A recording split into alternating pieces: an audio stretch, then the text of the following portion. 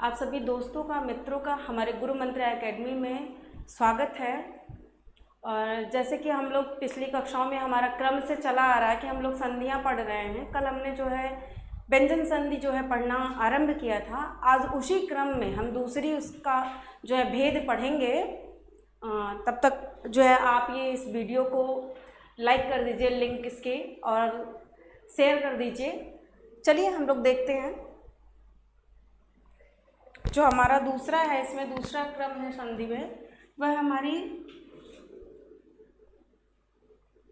स्तुत्व संधि होती है।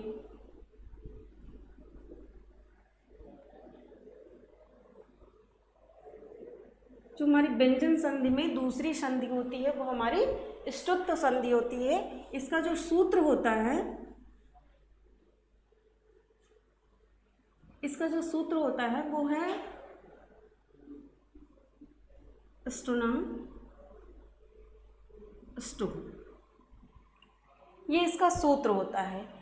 इसका मतलब ये है कि देखिए इसमें स्तोह शब्द, जैसे हमने इसके पूर्व जो संधि शुद्ध संधि पढ़ी हुई थी उसमें हमने स्तोह शब्द, ये शब्द भी आया हुआ था, ये शब्द भी आया हुआ था, लेकिन यहाँ नहीं आया हुआ है।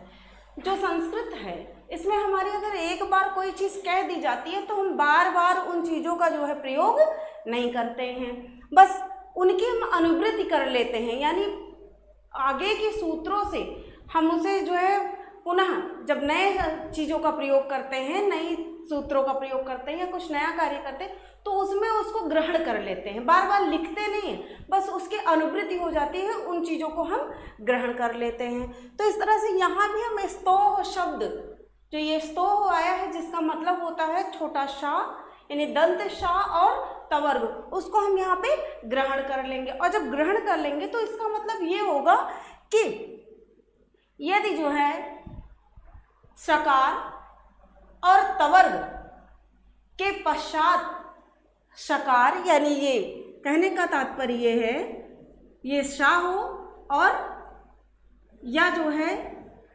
तवर्ग हो, और इसके बाद या इसके पहले शकार या तवर्ग के चाहे बाद में चाहे पहले, या ये हम कहें कि हमारा शकार और ये तावर्ग जो है चाहे बाद में हो और चाहे पहले, किसके, इसके, इस सा और टा वर्ग के,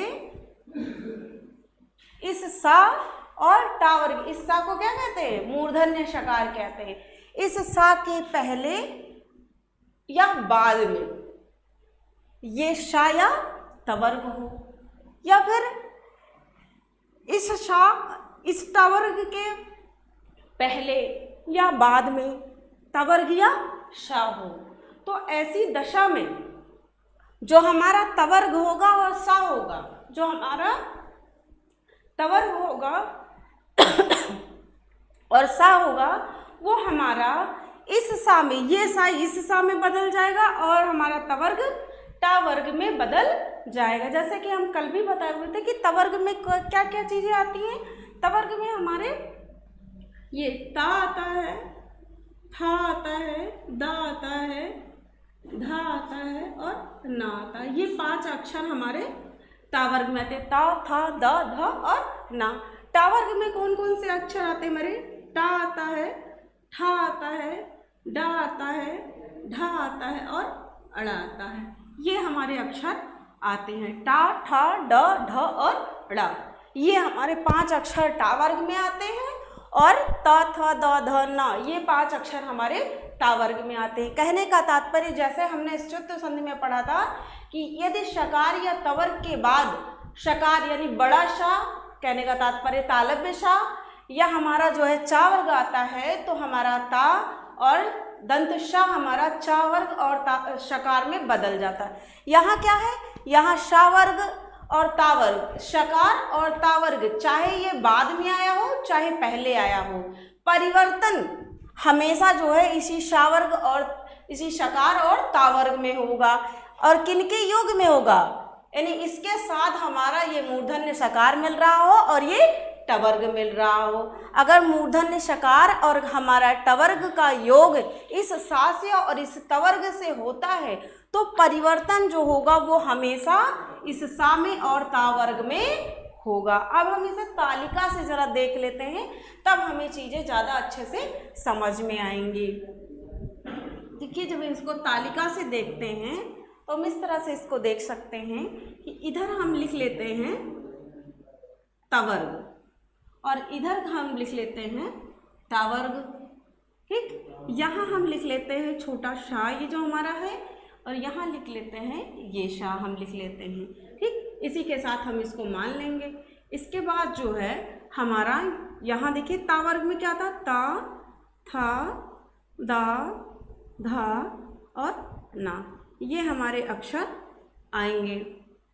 उसके बाद जो है हमारा क्या आता है, इसके बाद जो हमारा इधर जो है हम टा वर्ग में क्या आता है, टा आता है, ठा आता है, फिर हमारा डा आता है, फिर हमारा ढा आता है और ये अड़ा आता है। सबके नीचे हलंत लग जाएगा। ठीक है, अब हमारा उसके बाद ये क्या कह रहा है कि यहाँ जो है चाहे ये हमारा इसके साथ जो है हमारे शा का योग हो, ठीक, इस सा का योग हो, या जो है हमारे जो है इसका टा वर्ग हो, जो योग हो वो इसका होना चाहिए। यानी इस तवर्ग के साथ अगर शा का और टा वर्ग का योग होता है तो परिवर्तन किसमें होगा, स्तु में परिवर्तन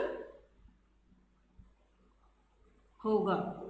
बस इतना समझिए कि अगर इस शकार का और इस तावर्ग का शा और टा वर्ग से योग होता है, अब ये चाहे पहले आए हों चाहे बाद में आए हों, जो हमारा परिवर्तन होगा वो शकार में और ता वर्ग में होगा। जैसे उसमें ता वर्ग का अक्षर चा वर्ग के अक्षर में क्रमशः बदल रहा था, उसी प्रकार इसमें भी ता वर्ग का अक्षर जो है वो टा वर्ग में क्रमशः परिवर्तन होगा। यानी अगर ता आया है और ता के बाद कहीं शकार या टवर्ग का योग है तो ये ता किस में बदल जाएगा, टा में बदल जाएगा। क्यों?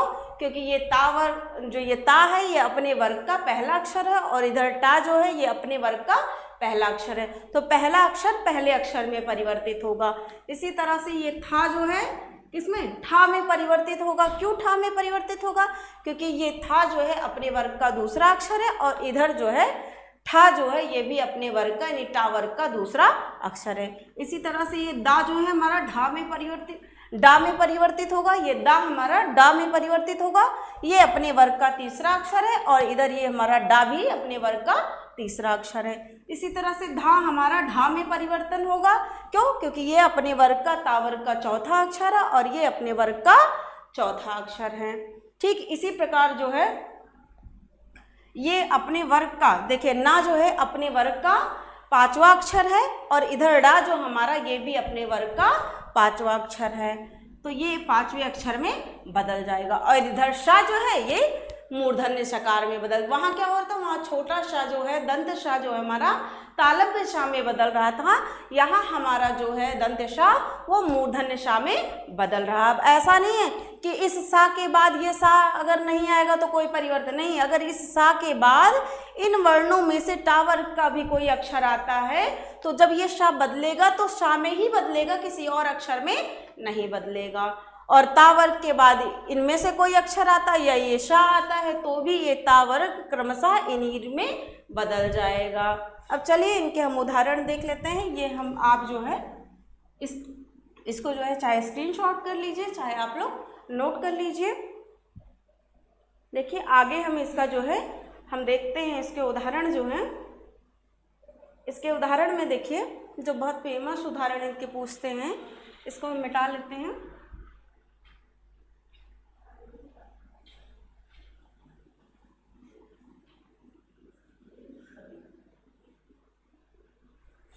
इसका जो बहुत प्रसिद्ध उदाहरण है वो कहता है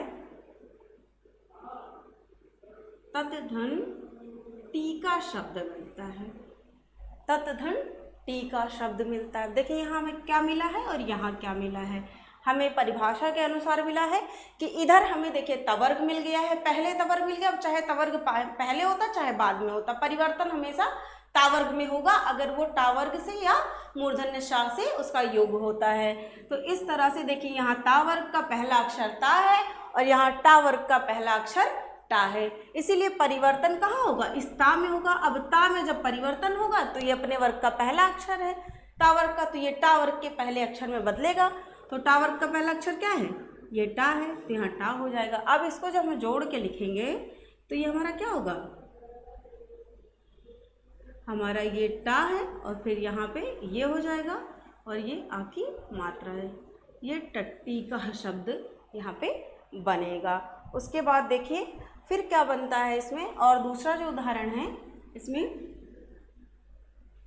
ये हमारा देखिए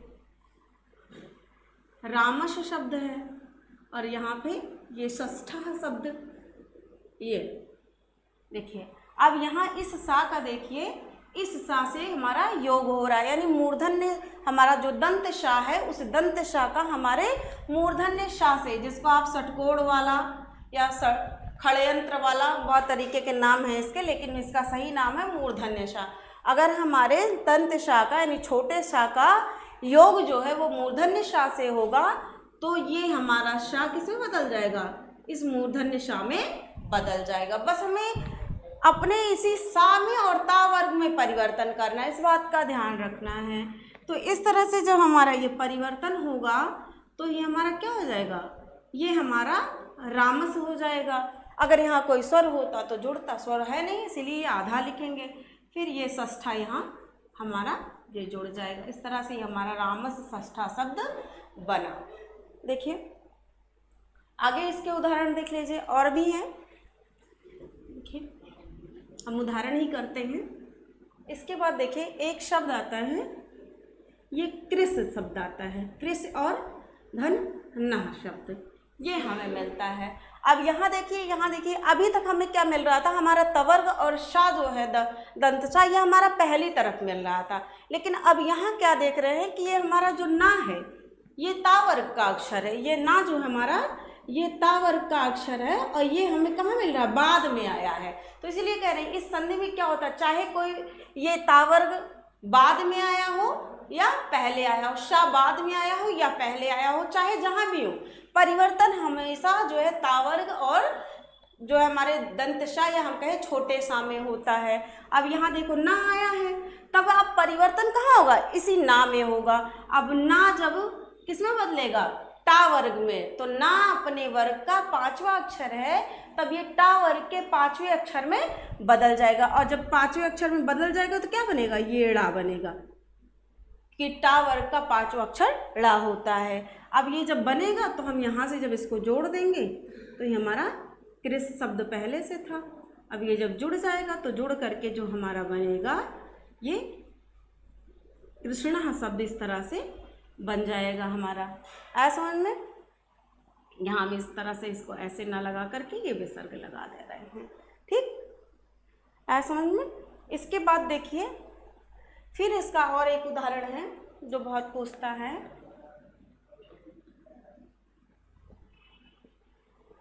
इसका ये देखिए उद्धन डयनम, ये शब्द पूछता, उद्धन डयनम कहता है। अब इसमें देखिए यहाँ क्या आया है और यहाँ क्या आया है, ये देखिए हमें ता वर्ग का तीसरा अक्षर ता था द, ये ता वर्ग का हमें तीसरा अक्षर मिला है, किसका है, ये ता वर्ग का तीसरा अक्षर है। और ये डा जो है ये टा वर्ग का है, टा वर्ग का कौन सा अक्षर है, टा ठा ड, ये भी क्या है, ये भी टा वर्ग का तीसरा अक्षर है। तो इस तरह से ता, जब हमारे ता वर्ग का योग टा वर्ग से हो रहा है तो अब ये ता वर्ग जो है किस में बदल जाएगा, टा वर्ग में बदलेगा। ये तीसरा अक्षर है दा अपने वर्ग का, तो ये टा वर्ग के तीसरे अक्षर में बदलेगा, तो यहाँ क्या हो जाएगा, यहाँ भी ये डा हो जाएगा इस तरह से। अब जब हम इसकी संधि करेंगे तो ये हमारा उड ड य न म, उड्डयनम शब्द ये पढ़ेगा, ये हमारा उड्डयनम शब्द इस तरह से बन जाएगा। इसके बाद जो है हमारा इसी तरह से और भी एक दो शब्द हैं इसमें जो इसके प्रसिद्ध उदाहरणों में पूछता है, वो है, देखिए इसके बाद जो इसके और सारे उदाहरणों में हमारा पूछता है, वो हमारा पूछता है ये दुस शब्द है और यहाँ तह है, ये ता है, दुस और तह। अब देखिए यहाँ क्या आया, यहाँ क्या आया है, यहाँ ता, यहाँ जो है हमारा ता शब्द आया है, ठीक, ये हमारा ता आया है, ता अक्षर आया है, और यहाँ शा आया है। अब इधर देखिए तवर्ग यहाँ आया है, दूसरे तरफ तवर्ग आया, और परिवर्तन हमें कहाँ करना, तावर्ग में करना है। किसके योग में कर रहा है, देखिए इधर मूर्धन्य शा आया है, मूर्धन्य शा के कारण ये तावर्ग टावर्ग में बदल जाएगा, और जब ये बदल जाएगा तो ये तावर्ग अपने वर्ग का पहला अक्षर है, तो ये अपने वर्ग के टावर्ग के पहले अक्षर में बदलेगा, तो यहाँ क्या हो जाएगा, ये टा हो जाएगा। ऐसे विसर्ग हम लगा देंगे, जैसे है वैसे ही हम इसको परिवर्तित कर दे रहे हैं, और जब ये बदल जाएगा तो यहाँ पे ये शब्द आया हुआ है, ये दुष, और जब इसको जोड़ के लिखेंगे तो ये हमारा बन जाएगा ये दुष्टाह शब्द, इस तरह से बनेगा। हमें लगता है कि ये सारे उदाहरण आप लोगों को समझ में आ रहे होंगे। और देखिए, और इसके एक दो उदाहरण हम और देख लेते हैं, जैसे इसके और उदाहरण हैं, देखिए एक दो उदाहरण और इसके देख लेते हैं। देखिए ये हमारे इसके और उदाहरण हैं, ये विष शब्द है और ये नू शब्द है, ये हम लिखते हैं विष और नू, यहाँ पे हलंत लगा देंगे, यहाँ विसर्ग कर देंगे हम। और अब देखिए ये यहाँ हमें मूर्धन्य शा प्राप्त हुआ, और यहाँ ये ना मिला है, ना किसका है, तावर्ग का अक्षर है, और तावर्ग का पांचवा अक्षर है, और शा मूर्धन्य शा के साथ इसका योग हो रहा है, इसलिए ये तावर्ग के पांचवें अक्षर में बदलेगा, सा में नहीं बदलेगा, सा के आने के कारण ये टा वर्ग के पांचवें अक्षर में बदलेगा। क्यों, क्योंकि ये ता वर्ग का पांचवा अक्षर है। अब ये जब टा वर्ग के पांचवें अक्षर में बदलेगा तो ये क्या बन जाएगा, ये शब्द बन जाएगा, और ये इस पर मात्रा लगी इसलिए इसकी भी, इस पर भी मात्रा लगा देंगे, और ये हम विसर्ग लगा देंगे, और इधर विष शब्द हमारा था ही, इसको ऐसे हम लिख देंगे। अब ये जब जोड़ के लिखेंगे तो हमारा ये विष्णु शब्द इस तरह से बनेगा, यहाँ हम विसर्ग लगा देंगे। इस तरह से ये संधि हमारी होगी। अब चलिए अगली संधि जो हमारी है हम उसकी शुरुआत कर देते हैं। देखिए अगली संधि जो हमारी है,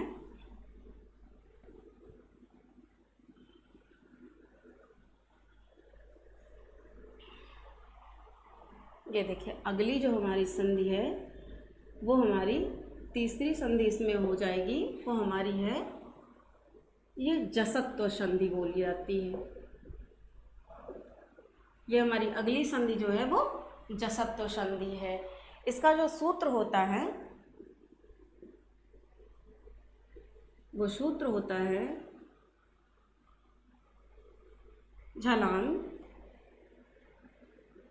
जसो अंते, ये इसका सूत्र होता है, इसका ये सूत्र होता है। ये संधि हमारी जो है, ये संधि हमारी ये कहती है कि पद के अंत में छलांग जसो अंत, अंत मतलब अंत में कह रहा है, यदि पद के अंत में, यदि पद के अंत में, यानी पद के अंत का तात्पर्य पहले शब्द के अंत से है। कह रहे कि पद के अंत में यदि कोई झल वर्ण आता है, ये जो हमारा झल है, ये हमारा जो झल वर्ण है, ये जो झल है, ये झल हमारा एक प्रत्याहार है, और ये एक जो जस है ये भी हमारा क्या है, एक प्रत्याहार है। झल भी हमारा एक प्रत्याहार है और जस भी हमारा एक प्रत्याहार है। तो ये कह रहा है कि यदि पद के अंत में, यदि शब्द के अंत में झल वर्ण हो, यदि पद के अंत में कोई झल वर्ण हो और बाद में चाहे कोई स्वर आया हो, चाहे कोई व्यंजन आया हो, तो इस झल के स्थान पर जो है वो जस हो जाता है। अब देख ले हम झल वर्ण होता क्या क्या है। झल जो हमारा प्रत्याहार है, इस प्रत्याहार में कौन कौन से अक्षर आते हैं, इसमें क्या क्या अक्षर आता है, सभी वर्गों की बात कर रहा है। ये जो 5 वर्ग है उन 5 वर्गों की बात कर रहा है कि सभी वर्गों के जो हैं, सभी वर्गों के प्रथम, द्वितीय, प्रथम द्वितीय, देखिए उसके बाद तृतीय, चतुर्थ और ऊष्म,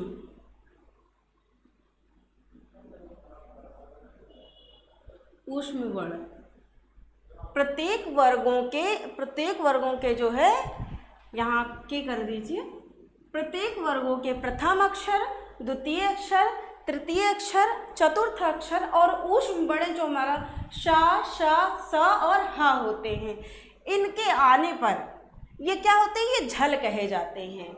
अगर ये पद के यानी किसी भी वर्ग का पहला अक्षर पद के अंत में आया हो, दूसरा अक्षर किसी भी वर्ग का हो, चौथा अक्षर हो, तीसरा अक्षर हो, या फिर हमारे ऊष्म वर्ण हो जो शा, श, श और हा होते हैं, अगर ये आते हैं किसी शब्द के अंत में तो और बाद में चाहे कोई स्वर आता हो, चाहे कोई व्यंजन आता हो, तो उसकी जगह पर हमारा जो है वो जस जो है हो जाता है। अब जस में क्या आता है, ये जस में आता है हमारा ज, ब, ग, ड और द, इसके सबके नीचे हलंत लग जाएगा। ये देखिए ये हमारे 5 अक्षर जस प्रत्याहार के अंतर्गत आते हैं, ज, ब, ग, ड और द। क्यों? क्योंकि ये देखिए ये सभी जितने भी ये पांचों आए हैं सभी अपने वर्ग के तीसरे अक्षर हैं।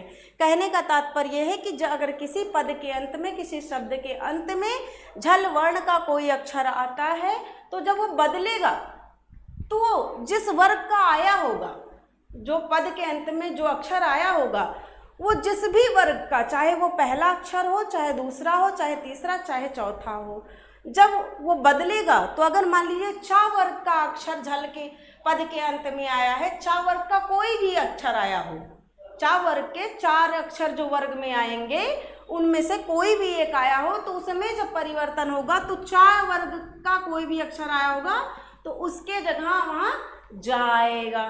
जैसे इसका उदाहरण इस तरह से देख लीजिए, हम जैसे देखिए ये चा है, छा है, जा है और ये झा है, चा है, छा है, जा है और झा है।